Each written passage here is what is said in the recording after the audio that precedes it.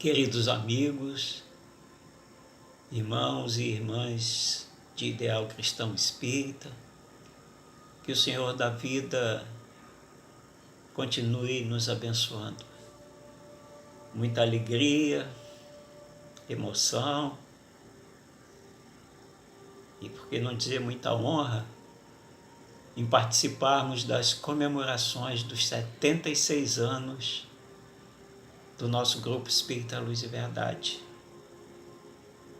comemorando todos esses anos de atividade e, em particular, também lembrando os 42 anos de fundação da nossa mocidade e 41 anos da nossa evangelização infantil.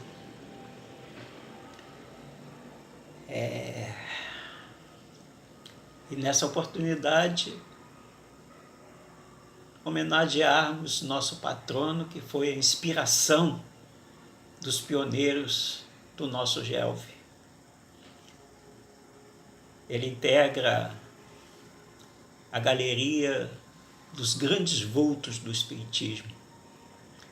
Manuel Viana de Carvalho nasceu na cidade de Icó, no estado do Ceará, no dia 10 de dezembro de 1874. Numa época quando a divulgação da doutrina espírita ensaiava os seus primeiros passos e encontrava pela frente a mais obstinada oposição, o major, doutor Manuel Viana de Carvalho, com um pulso firme e animado do mais vivo idealismo, desbravou os caminhos para a implantação do espiritismo no solo brasileiro. Como espírita, ele foi dos mais aguerridos. O seu nome representou verdadeira bandeira no campo da disseminação do espiritismo. A sua palavra era atraente, arrebatadora, seu verbo inspirado, sua voz harmoniosa e seu entusiasmo impressionante. Foi, na realidade, um mágico da palavra. Mexia com os sentimentos de quantos o escutavam.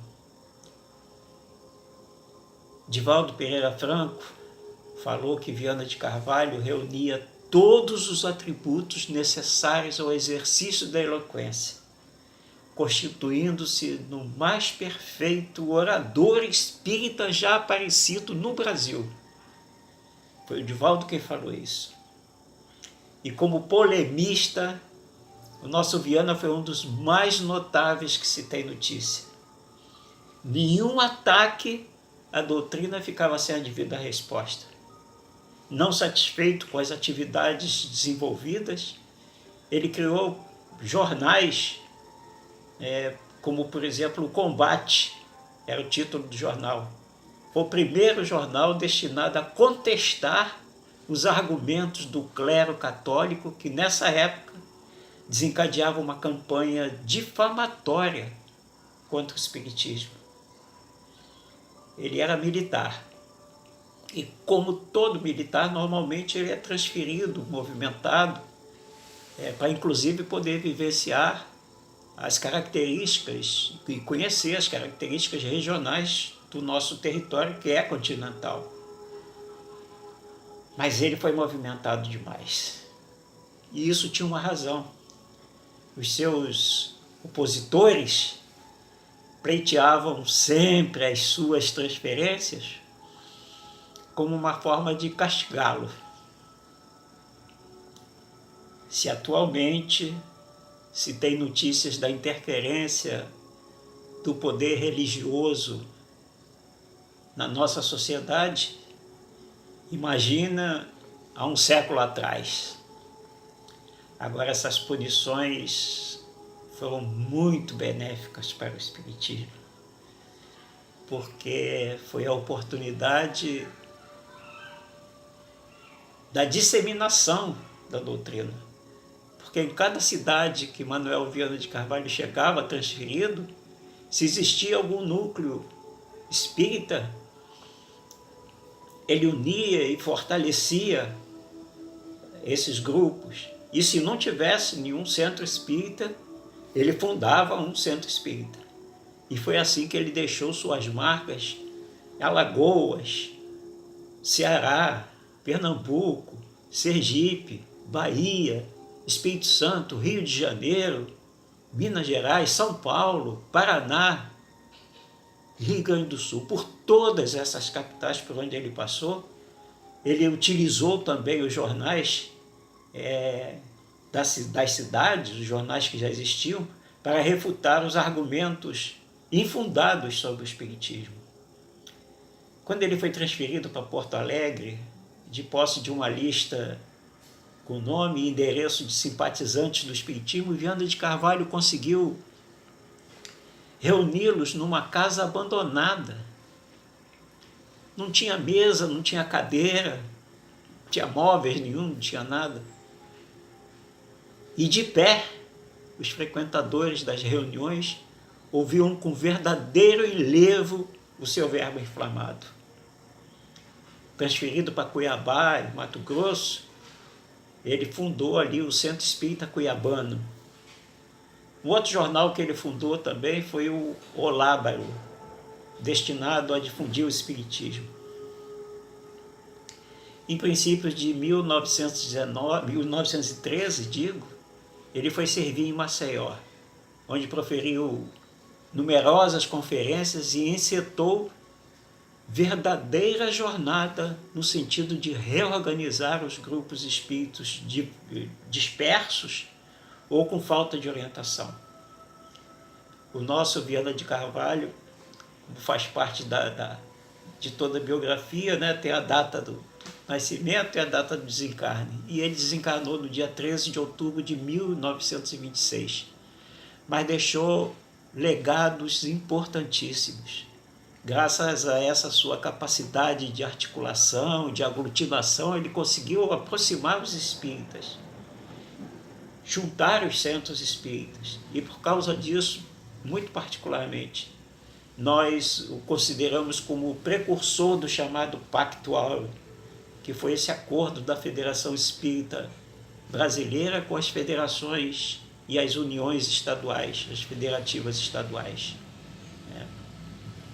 Um outro aspecto, um outro legado muito importante foi a defesa que ele fez, o estímulo para a implantação dos núcleos de evangelização infantil. Todo esse reflexo da organização, da estrutura do espiritismo no Brasil é fruto das realizações do nosso Viana de Carvalho.